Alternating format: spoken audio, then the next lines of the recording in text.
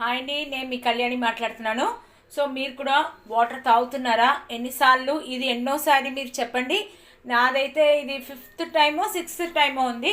So count చేసుకోండి, మరీ water తాగండి. వాటర్ చాలా ఇంపార్టెంట్ మన బాడీకి. సో వాటర్ వల్ల ఎన్ని ఇంపార్టెన్స్ అనేది అసలు మనకు చాలా మంచిది.